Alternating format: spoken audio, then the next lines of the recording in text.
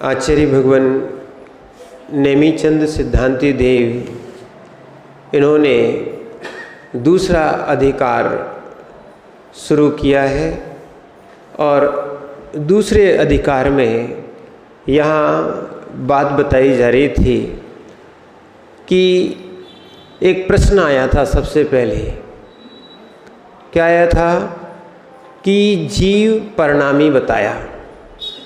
किसको? जीव को और अजीव को, इन दोनों द्रव्यों को क्या है? परिणामी। अगर एकांत से परिणामी मानते हैं तो संयोग रूप एक ही सिद्ध होता है।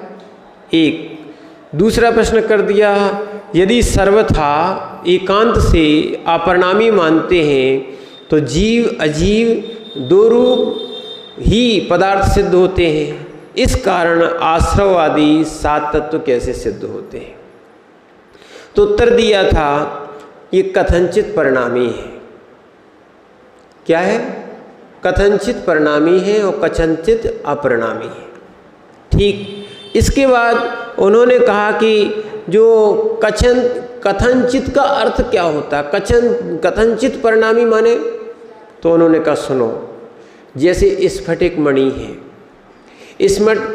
स्फटिक मणि में जपा पुष्प जो लाल रंग का होता है, वो अगर उसके पीछे रख दिया तो स्फटिक मणि कैसी दिखती है? लाल। कैसे दिखती है? लाल। वैसे स्फटिक मणि का स्वभाव कैसा है? कैसा है? निर्मल है। निर्मल जैसा स्वभाव है, बिल्कुल साफ है ना, पर वो लाल दिख रही है। वो पर की उपाधि के कारण। किसके कारण? जपा पुष्प की उपाधि के कारण वो लाल दिख रही है। क्या दिख रही है? लाल दिख रही है। जैसे देखना, जो लाइट जो होती है या दीपक जो होता है वो उसका प्रकाश वैसे ही रहता है। जैसा जैसा कांच चेंज होता है वैसा वैसा प्रकाश होने लगता है। लाइट अंदर वही लगी है, जैसे जैसे कांच के आवरण होते हैं वैसा वैसा कलर दिखने लगता है। लाइट वही है, पर कांच चेंज होने से कलर चेंज हो जाता है। ऐसे यहाँ भी बता रहे हैं, स्फटिक मणि वही है, पर जैसा जैसा जपा पुष्प रखोगे, श्वेत पुष्प रखोगे तो लाल कलर का भी हो जाएगा, श्वेत कलर के हो जाएगा, पीला रखोगे तो पीला हो जाएगा। माने जो वर्ण उसके पीछे आता है, ठीक है, वैसा उसमें रंग आता है, दिखने लगता है, पर वास्तविकता में वो पर की उपाधि है। किसकी है? पर की उपाधि है। ऐसे ही जीव भी शुद्ध द्रव्यार्थिक नय से बिल्कुल निर्मल है, शुद्ध चिदानंद स्वरूप स्वभाव का धारक है, परंतु यहाँ बताया था अनादि कर्म बंध रूप जो पर्याय है उसके वश से पर द्रव्यादि जनित उपाधियाँ हैं। जो हम मनुष्य आदि पर्याय देख रहे हैं, जो हमारे रागादि परिणाम दिख रहे हैं, क्रोधादि परिणाम दिख रहे हैं, ये आत्मा में नहीं है। ये किससे है? पर की उपाधि से। किससे है? पर की उपाधि से है। ये ग्रहण किया है। क्या किया है? ग्रहण किया है। जीव ने ग्रहण किया है। उधर स्फटिक मणि ने उस वर्णों को ग्रहण किया है। स्फटिक मणि की विशेषता है कि उसके पीछे जो जो कलर आता है उस कलर का उसमें प्रतिभास होने लगता है, वैसा आभासित होने लगता है। सब में नहीं होता है। क्या है? जैसे दर्पण में ही चेहरा दिखता है। किसमें दिखता है? काष्ठ में चेहरा देखा जा चाहे तो वो नहीं दिखेगा। क्या है? दीवाल सामान्य रूखी होगी, उसमें देखना चाहो तो नहीं दिखेगा। तो जिसमें जो योग्यता होती है वो ही ग्रहण करता है। ठीक है ना? तो इसीलिए ध्यान रखना, ये स्फटिक मणि में जैसे ग्रहण करने की योग्यता थी सो दिख रहा है। अब यहाँ भी ऐसी जीव ने भी विभाव रूप योग्यता बनाई। इस कारण से ये जो मनुष्य पर्यायादि और ये विभाव माने क्रोध राग आदि जो बने हैं वो सब इसी से बने हैं। किससे बने हैं? सब ये पर की उपाधियां हैं, निज की उपाधि नहीं, ये समझना। पर की उपाधि में जीव अपने स्वभाव को भूल रहा है। समझो, पर की उपाधि में जीव अपने स्वरूप को भूल रहा है। इसलिए ध्यान रखना, हम मान लेते हैं कि हम माँ हैं। क्या मान लेते हैं? माँ है। पर वास्तविकता में हम मान लेते हैं हम पिता है, पर हम तो जीव हैं। क्या है हम? कोई उपाधि नहीं, ना स्त्री की उपाधि है, ना पुरुष की उपाधि है, ना कोई संबंधों की उपाधि है। इनके कारण जो है हम कर्म आश्रव करते रहते हैं, हम कर्म के कर्ता बन जाते हैं। इसीलिए क्या बोल रहे हैं आचार्य महाराज, ये और यद्यपि पर पर्याय परिणमति तथा निश्चय ने शुद्ध स्वरूपम न्यात्यजति। जैसे स्फटिक मणि भी, ध्यान रखना, स्फटिक मणि भी भले लाल पीली दिख रही हो जपा पुष्प के कारण, पर क्या लाल पीली हो गई? क्या अपने स्वभाव को त्यजती है? क्या मैंने छोड़ती है? क्या ऐसी जीव भी अपने स्वभाव को नहीं छोड़ता है।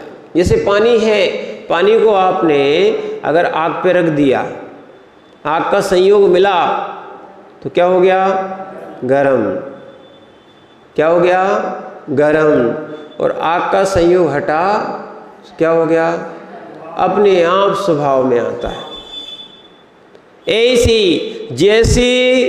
जैसी जपा पुष्प का संयोग हटा वो निर्मली दिखने लगी, जैसे आग का संयोग हटा जल ठंडा होने लगा। जल को ठंडा करने के लिए कोई अलग से कोई वस्तु लाने की आवश्यकता नहीं है, उसका संयोग अलग कर दो। ऐसी कर्म का संयोग अलग कर दोगे तो जीव भी शुद्ध अवस्था में आ जाता है। बस सीधी सीधी तो बात इतना ही है, संयोग जहाँ जहाँ होता है वहाँ वहाँ अशुद्धता आती है, विभाव है। स्वभाव में पहुंचना है, संयोग को भिन्न देखो, संयोग को भिन्न देखो। इसीलिए पहले भिन्न किया जाता है, क्योंकि स्वभाव जाता ही नहीं है, कर्म चले जाते हैं। जैसे जपा पुष्प आदि चले जाएंगे, ठीक है ना, स्फटिक मणि रहेगी, ठीक है। और पुष्प का उदाहरण लोगे, कितने दिन पुष्प खिला रहेगा? पुष्प क्यों कह रहे इस बात को? आपने अभी पुष्प का ही उदाहरण लो, पुष्प कितने दिन खिला रहेगा, अपने रंग में रहेगा? कुछ दिन, 2, 3, 4 दिन बस। इसके बाद धीरे धीरे सूख जाएगा और काला पड़ जाएगा और मुरझा के खत्म हो जाएगा। अब इसलिए कह रहे हैं कर्म भी कितने दिन साथ देंगे। मनुष्य पर्याय भी कितने दिन साथ देगी, संबंध भी कितने दिन साथ देंगे। आना तो पड़ेगा स्वभाव में। स्वभाव में सुख है, विभाव में दुख है। क्या है? स्वभाव में सुख है, विभाव में दुख है। इसीलिए देखो, माना कि कोई पर्याय पे लड़ता है, जैसे समंतभद्र आचार्य महाराज ने आपने मीमांसा में लिखा है कि क्या है, जो पुत्र ने सोचा कि हमें मुकुट चाहिए, ठीक है, और अपनी बहन के जो है कुंडल जो थे वो क्या हुआ, उसको मिटा के पिता ने क्या बनवा दिया, मुकुट बना दिया। तो उसमें पुत्र क्या है, आनंदित हो रहा था, ठीक है, बेटी रो रही थी। पर राजा जैसा था सो वैसा था, जिसको चाहिए था इसका माने घर का धन था, यहाँ का वहाँ हो गया, उसको कोई अंतर नहीं आया। ऐसे ध्यान रखना, ये भी कर्म का संयोग आता जाता रहता है। जिसको मिलता है खुश हो जाता है, जिसको नहीं मिलता वो दुखी होता है। जैसे जैसे क्षेपसम होते हैं, जैसा जैसा कर्म होता है, वैसी वैसी स्थिति होती है। पर हम बहुत माने अज्ञान दशा है, इसको कह दे कि मिथ्यात्व भी है कि हम कर्मों के कारण अपने स्वरूप को नहीं पहचान पा रहे और बहुत से विकल्प कर बैठते हैं। ये तो वो पर्याय है जिसमें क्या है, जैसे स्फटिक मणि होती है, लाल पीली नीली नहीं होती है, ठीक है ना, ऐसे जीव भी मनुष्य आदि नहीं होता है। मनुष्य तो भगवान आत्मा, शुद्ध आत्मा है। कैसा है? सारी साधना, सारी पूजा मात्र कर्म क्षय के लिए, संपूर्ण कर्म का क्षय हो जाएगा, इसमें से भगवान आत्मा प्रकट हो सकती है। पर क्या करें, विभाव भाव जाए तब। जब तक विषय कसाय नहीं जाएंगे, क्या है, जब तक राग द्वेष नहीं जाएगा, ठीक है, तब तक भगवत्ता नहीं आएगी। जैसे बिना प्रकाश के अंधकार नहीं जाता है। कितने ही आप अस्त्र शस्त्र सेना खड़ी कर देना, चली जाएगी क्या? मैंने अंधकार जा सकता है क्या? बस थोड़ा सा काम करना, क्या प्रकाश कर दो, अंधकार अपने आप। ऐसे ही आत्मा में भी कर्मों को भेजने के लिए, सुनना, कर्म को भेजने के लिए क्या है, आपको ज्ञान का प्रकाश चाहिए। ज्ञान का, तप का, ये सब क्या चाहिए? प्रकाश चाहिए। वास्तविकता में जैसे ही समझ में आएगा तो वैसे ही संयोग हटाओगे। जैसे स्फटिक मणि को शुद्ध करना चाहते हो, अब बताओ कैसे शुद्ध होगी? वो तो शुद्ध ही है। फुस हटा दो तो क्या हो गया? ऐसी आत्मा को शुद्ध करना चाहते हो, अब कैसे शुद्ध होगी? कर्म हटा लो। क्या करो? अच्छा, कर्म कैसे हटाएं? पहले, सबसे पहले तो विकल्प ही हटा लो। बहुत सी चीजें जो है ना विकल्प में रहती हैं।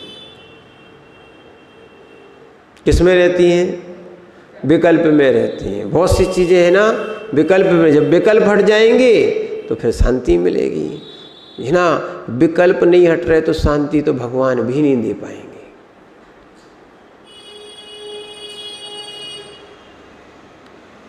क्या है? शांति के दाता कोई दूसरे नहीं है। शांति क्या है? स्वयं के अंदर है। समझना। इसीलिए ये बोल रहे हैं, निश्चय नैने शुद्ध स्वरूपम न त्यजति, ना स्फटिक मणि शुद्ध स्वरूप को छोड़ती है, ना आत्मा अपने शुद्ध स्वरूप से कभी च्युत होती है।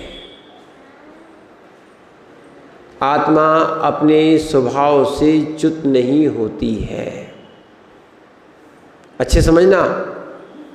चाहे वो मनुष्य में हो, चाहे त्रेंच में हो, चाहे नरक में हो, चाहे निगोदक में हो, चाहे देव में भी क्यों ना हो, सारी पर्यायों में, और चाहे सिद्धालय में क्यों ना हो, आत्मा वही है। आत्मा कैसी है? उसका स्वभाव कभी जाता क्या? नहीं जाता। इसीलिए पुद्गलोपि तथा तथेति, क्या बोल रहे? इसलिए पुद्गलोपि तथेपि, यहाँ पर निर्मल स्वभाव नहीं छोड़ता। ऐसा ही जीव शुद्ध द्रव्यार्थिक नए से स्वभाव से उत्पन्न शुद्ध चिदानंद स्वरूप का धारक है। तथापि अनादि कर्म जो रूप पर्याय है, उसके बस से पर द्रव्य जो उपाधि है उसको ग्रहण करता है। यद्यपि जीव पर पर्याय से परिणमन करता है। अब समझो क्या है? परस्पर सापेक्षत्वम, परस्पर सापेक्ष से कथनचित परिणामित्वात् शब्दस्य अर्था। ये बोल रहे हैं, तथापि निश्चय ऐसे शुद्ध स्वरूप को नहीं छोड़ता। इसी प्रकार पुद्गल भी अन्न की उपाधि से परिणमन को प्राप्त हो जाता है, इसका कारण परस्पर की अपेक्षा सहित होना है। अपेक्षा है ना, आप यहाँ भी आए हो अपेक्षा से, ठीक है। बहुत से लोग नहीं आए हैं, उनकी कुछ ना कुछ अपेक्षा थी। जहाँ जिसकी जो अपेक्षा होती है वैसे कार्य की सिद्धि होती है। और जो सिद्धालय में सिद्ध भगवान बैठे, उनकी अपेक्षा थी, सब शुद्ध हो गए, सिद्ध हो गए, ठीक है ना। तो यहाँ बता रहे हैं इसी बात को। इसी प्रकार पुद्गल द्रव्य भी अन्य की उपाधि से परिणमन को प्राप्त हो जाता है। इस कारण परस्पर की अपेक्षा होना ही कथनचित परिणामित्व है, शब्द का अर्थ है। परिणामी शब्द का समझ में आ गया। कथनचित परिणामी, अपेक्षा होना, पर की उपाधि की अपेक्षा, पर की उपाधि की अपेक्षा नहीं होना, कर्म की उपाधि की अपेक्षा, कर्म की उपाधि की अपेक्षा नहीं होना। देखो, जब तक ये जैसी जिसकी अपेक्षा रहेंगी वैसा हर कार्य होता है। हम भी जैसी इच्छाएं करते हैं, राग आदि परिणाम करते हैं, उसी अपेक्षा को लेके करते हैं। कई बार तो हमें ध्यान नहीं रहता, ऐसे ऐसे पाप कर जाते हैं जिससे कि हमारी पर्याय बिगड़ जाती है। और कई बार ऐसे ऐसे अच्छे काम कर जाते हैं, जैसी अपेक्षा रखते हैं वैसे हमारे गतिबंध फिर हो जाता है, आयुबंध फिर हो जाता है। कई बार लोगों को मालूम नहीं होता, जैसे राजा श्रेणिक को नहीं मालूम था कि मुनि को मारने का परिणाम नरक जाना पड़ेगा। क्या है, ठीक है। तो ऐसी क्या है, अपेक्षा जैसी होती हो। फिर देखो, फिर अपने आप को मारने का परिणाम बना लिया। प्रायश्चित में क्या सोचा, अपने आप को मारने का परिणाम बना लिया। पहले मुनि के मारने का परिणाम हुआ था, देखना, सुनरक आयु का बंध हुआ और अपने आप को मारने का परिणाम आया, ठीक है ना। माने आत्मग्लानि हुई, श्रद्धा बनी, ठीक है। उसके बाद दोनों का आशीर्वाद मिला, ठीक है, तो उन्होंने सम्यक्त प्राप्त कर लिया। देखो परिणाम की दशा, एक तरफ नरक का बंद कर रहा था, परिणाम अच्छे हो गए तो सम्यक्त आ गया, और तो और अच्छे किए तो सीधे आगे चल के छायक सम्यक्त हो गया।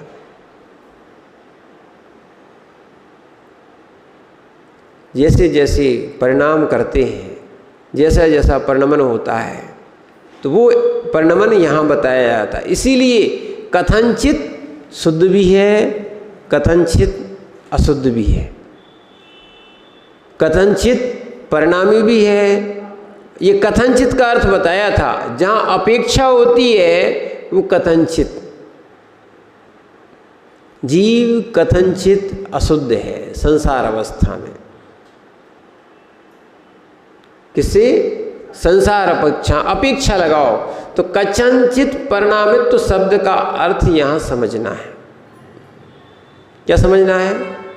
आगे चलो, इसी रीति से यहाँ बता रहे हैं। एवं कथनचित परिणामे सती, कथनचित परिणामे सती जीव पुद्गल संयोग परिणति निर्वित्वात् आश्रव सप्त पदार्थ घटन्ते। अब क्या बोल रहे हैं? इस रीति से कथनचित परिणामित सिद्ध होने पर जीव और पुद्गल के संयोग की परिणति से रचे हुए आश्रव आदि सप्त पदार्थ घटित होते हैं। जब जीव परिणामी होगा, परिणमन करेगा, तो आश्रव आदि होंगे कि नहीं? आश्रव आदि होंगे कि नहीं? अरे भाव अच्छे करोगे तो पुण्य का आश्रव, भाव खराब करोगे तो पाप का आश्रव। क्या है? शुभा पुण्यस्य शुभा पापस्य, शुभा पुण्यस्य शुभा पापस्य। शुभ करोगे तो पुण्याश्रव होगा, अशुभ भाव करोगे, देखो अशुभ भाव करोगे यानी शुभ क्या है? पंच परमेष्टि की भक्ति शुभ है, ठीक है ना। और 5 पाप, हिंसा, झूठ, चोरी, कुशील, परिग्रह या कसाय आदि, ये राग द्वेष आदि ये भाव करोगे तो अशुभ है। और ये नहीं देखना मंदिर में बैठ के भी हम अशुभ कर सकते हैं और जंगल में बैठ के भी शुभ कर सकते हैं।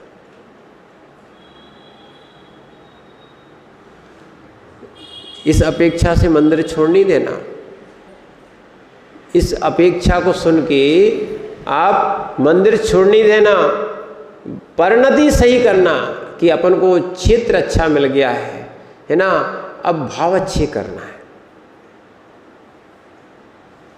क्योंकि जब क्षेत्र नहीं मिलता है तो भी दिक्कत होती है। जो शांति आपको जिनालय में मिलती है वो शांति घरों में नहीं मिलती।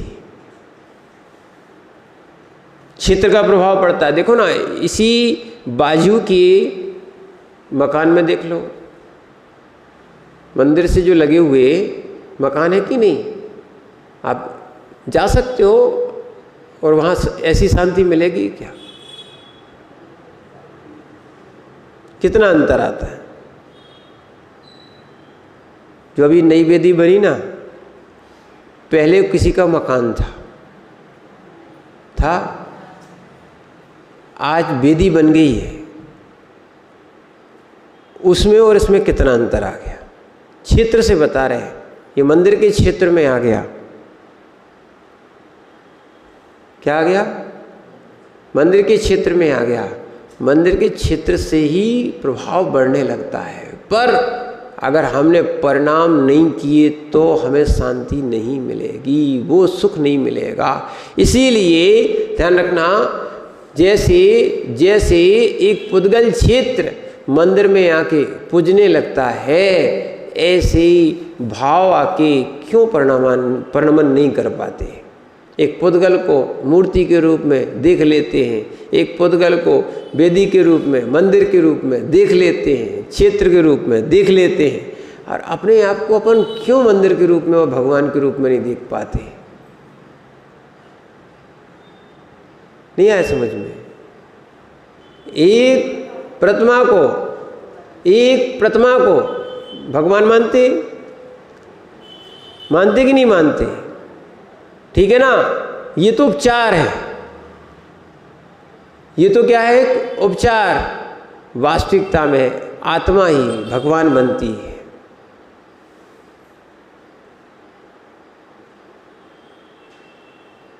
कौन बनती? आत्मा ही भगवान बनती है। कौन बनती? आत्मा ही भगवान बनती है। धातु पाषाण तो मात्र निज के परिणामों को संभालने के लिए है। आप चाहो तो इनसे आश्रव बंद भी कर सकते हो, और आप चाहो तो संबर, निर्जरा और मोक्ष का भी कारण बना सकते हो।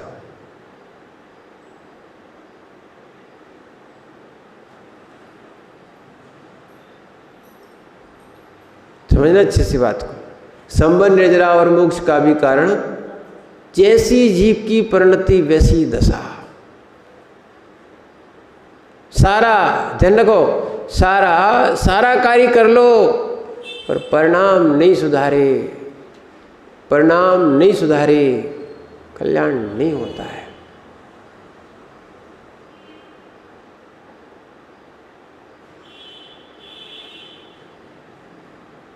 समझ रहे ना? इसीलिए यहाँ पर आचार्य महाराज कहते, वे आश्रववादी सप्त पदार्थ पूर्वोक्त कैसे हैं? घटित हो जाते हैं। क्योंकि परिणमन करता है तो घटित हो जाते हैं। क्या लिखा है यहाँ पे? आचार्य महाराज कह रहे हैं, वे कौन से? जब आश्रववादी सप्त पदार्थ घटित हो जाते हैं। कैसे? जीव,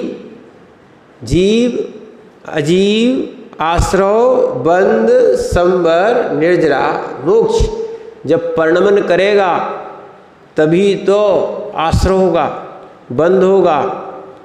क्या है? बंध होने के बाद उदय आएगी तो निर्जरा भी होगी।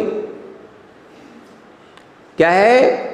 उदय आएगा तो निर्जरा भी होगी, और उसके बाद निर्जरा होने के बाद चाहोगे तो नवीन बंध भी हो सकता है, चाहोगे तो संबर करके आगे संबर पूर्वक अगर निर्जरा कर ली, यानी रोक के निर्जरा कर ली, तो आगे मोक्ष भी हो सकता है।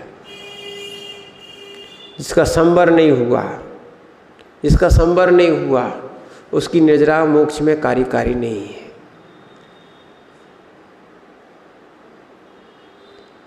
जिसका संवर नहीं हुआ, निर्जरा तो देखो कोई भी कर्म आता है, जैसे अभी फूल का उदाहरण दिया था, फूल दिख रहा है, सूख के फिर चला जाएगा, सुगंध दे के भी चला जाएगा। ऐसी कर्म भी उदय में आता है। कर्म के उदय में फूल जैसा नहीं फूलना चाहिए, ठीक है, और न कूलना चाहिए न फूलना चाहिए। फिर क्या है, कुछ दिनों के बाद कर्म ही निर्जरा करके चला जाएगा। जो हर्ष विषाद कर लिया जाता है उसमें आश्रव बंध होता है।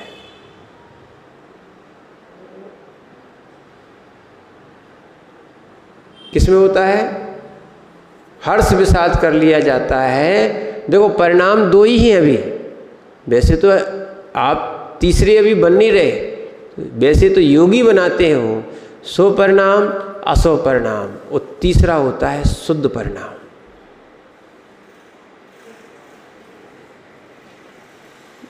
पुण्य पाप से, एक और ध्यान रखना इन चीज़ों को, पुण्य पाप से रहित अवस्था, पुण्य पाप से रहित अवस्था, अबुद्धिपूर्वक अवस्था, वो होती है सात्विक गुण स्थान से।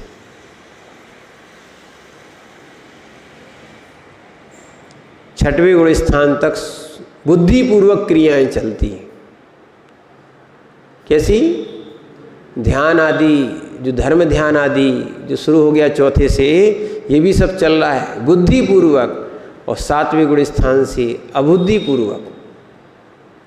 वहाँ भी आश्रव बंद चल रहा है, रुका नहीं है। 13वें गुण स्थान तक, ठीक है, आश्रव और बंद चल रहा है। आज ही कर्मकांड में चल रहा था, भगवान के भी, यानी कौन? संयोग केवली। कौन से? 13वें गुण स्थान वर्ती संयोग केवली, उनके भी साता का आश्रव चल रहा है, साता का बंद हो रहा है। आज ही पढ़ रहे थे, बंद अबंध विच्छुत्ति। क्या है? बंध अबंध और विच्छुत्ति। तो यानी अबंध जो है ना, कहाँ नहीं होगा, यानी एक की विच्छुत्ति किस में हो जाएगी? 13वें में हो जाएगी, ठीक है। बंद जो चल रहा था, बंद चल रहा है, वो क्या चल रहा? अभी आश्रव चल रहा, इसीलिए बंद चल रहा।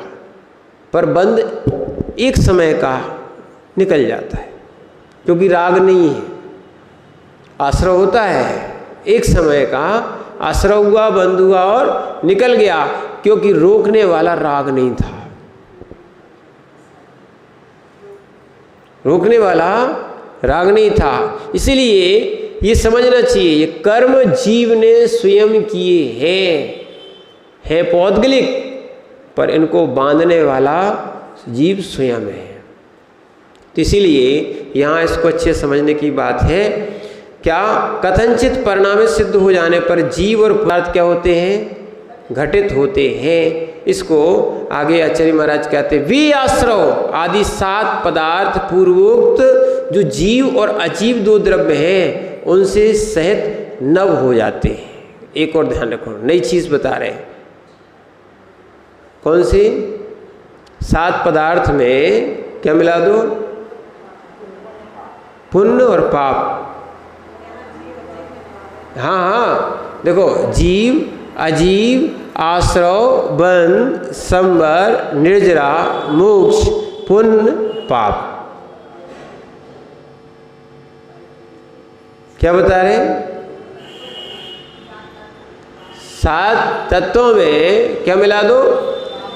पुण्य पाप मिला दो, तो क्या बन जाएंगे?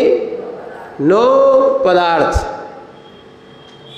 क्या हो जाएंगे? 9 पदार्थ। तो इसीलिए यहाँ तो उसी विवक्षा से कह रहे हैं, इसी रीति से कथनचित, नहीं कहाँ गए? वे आश्रव आदि 7 पदार्थ पूर्वोक्त जो जीव अजीव 2 द्रव्य हैं, उन सहित 9 होते हैं, इसलिए 9 पदार्थ कहे जाते हैं। ठीक है ना?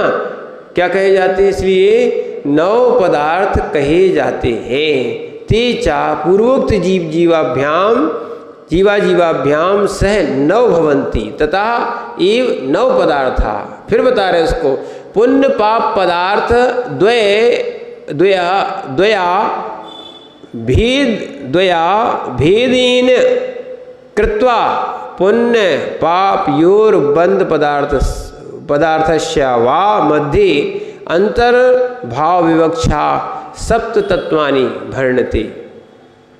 क्या बोल रहे हैं, इन 9 पदार्थों में जो पुण्य और पाप नामक 2 पदार्थ हैं, इनका पूर्व सप्त पदार्थ से अभेद करने से अथवा पुण्य और पाप पदार्थों का बंध पदार्थों में अंतर्भाव यानी शामिल करने से 7 तत्व कहे जाते हैं। क्या बोल रहे हैं, आया समझ में थोड़ा सा कि नहीं आया? नहीं आया। इन पुण्य पाप पदार्थों का संबंध क्या है, का बंध पदार्थ में अंतर्भाव है यानी शामिल है करने से 7 तत्व भी हो जाते हैं। पुण्य पाप कौन कर रहा है? जीव। पुण्य पाप कौन कर रहा है? जीव। इसमें अंतर्भाव कर दो, उसी में सम्मिलित कर दो, 7 तत्व भी हो गए। पुण्य पाप अलग से थोड़ी होते हैं। क्या है? नहीं, आश्रव में भी कर लो। क्या है? आश्रव भी पुण्य पाप रूप है, ये भी कह दो आप। स्वभाव पुण्य से स्वभाव पापस्य, आश्रव के तो भेद है ही। क्या है? ये काय वांग मना कर्म योगा सा आश्रवा स्वभाव पुण्य से स्वभाव पापस्य। तो आश्रव में अगर इनमें लगा दोगे, शामिल कर दोगे अंतर्भाव, क्योंकि उनने आश्रव का यहाँ नाम नहीं लिया। इन 9 पदार्थों में, क्या लिखा है इसमें? 9 पदार्थों में जो पुण्य और पाप नामक 2 पदार्थ हैं, इनका पूर्व सप्त पदार्थों में से अभेद करने पर, देखो भेद से 9 हो जाएंगे। अभेद यानी मिला देना, भेद यानी भिन्न कर देना। अभेद करने से अथवा पुण्य और पाप पदार्थ का बंध पदार्थ में लो, किसमें? पुण्य पदार्थ का बंध पदार्थ में अंतर्भाव करने से। पुण्य का बंध, पाप का बंध, ये भी सही है। पुण्य का आश्रव, पाप का आश्रव, पर बंध कहाँ होगा? बंध में। ठीक है, बंध में अंतर्भाव करने से सप्त तत्व कहे जाते हैं। कोई दिक्कत नहीं। पुण्य का बंध, पाप का बंध, ठीक है। इस अपेक्षा से क्या हो गए, वो पदार्थ भी 7 हो सकते हैं या 7 तत्वों में भी वो पुण्य पाप शामिल हो जाते हैं। ठीक है, कोई दिक्कत नहीं है। जब भेद की अपेक्षा करोगे तो अलग कथन होता है, अभेद की अपेक्षा कथन करोगे तो अलग होता है। इस प्रकार आपका अब दूसरा प्रश्न आने वाला है, कथनचित परिणामित मानने वाले से क्या होगा, तो अपन कल उसको देखेंगे। आज सबका समय हो गया। ओम नमः सिद्धेभ्यः।